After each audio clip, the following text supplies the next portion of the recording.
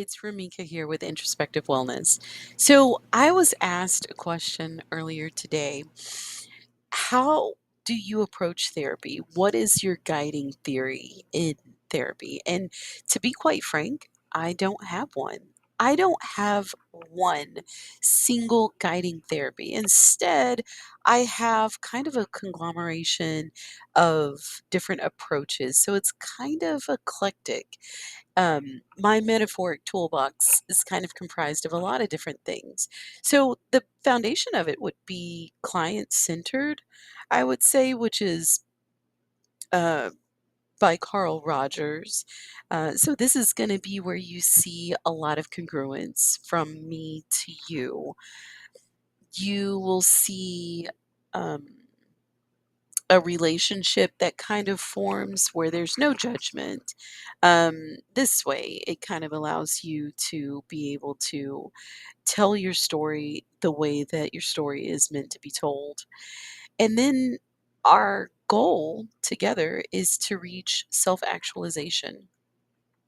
And I do this by using various approaches, but mainly by observing you and looking for patterns and asking you about the patterns, asking you if you notice the patterns. But this isn't the only thing you know, that you're going to get when you sit down to talk with me. One of the other things that you'll see, you might see me use something like solution focused. You might see me use um, CBT or cognitive behavior therapy. I use trauma informed therapy.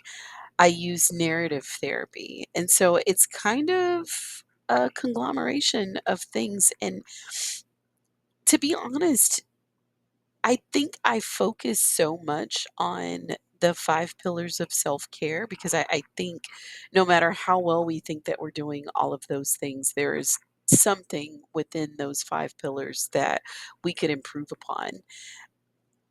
I find that some of the therapeutic approaches lie within the five pillars of self care.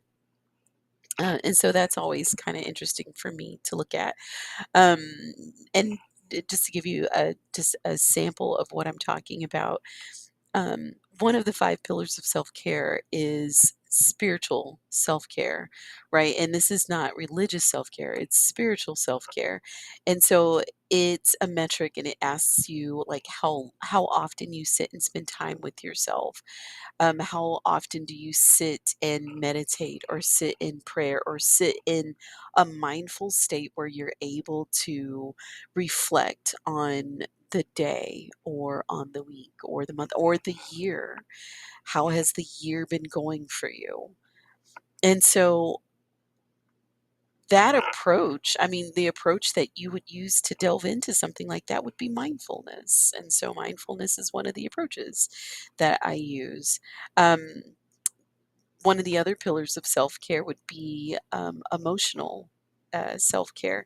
And this is where you are spending some time getting to know yourself, spending time looking at how you grow yourself. And so I think one of the approaches, one of the therapeutic approaches that's great for that one would be well, actually, mindfulness again probably would take that one, but also CBT could take that as well. So it's honestly, I think it's kind of a collection of different therapeutic approaches. So hopefully, this has been informative. Um, and if you don't have a therapist, go out, get a therapist, even if they're not with introspective wellness. Even my therapist has a therapist. Everyone should have that person that is not going to judge them, um, someone that can sit alongside you on the journey without having any ulterior motive. And so hopefully that is something that you're able to do. And happy mental health month. So hopefully this is something that you are focused on, not just this month, but all year long.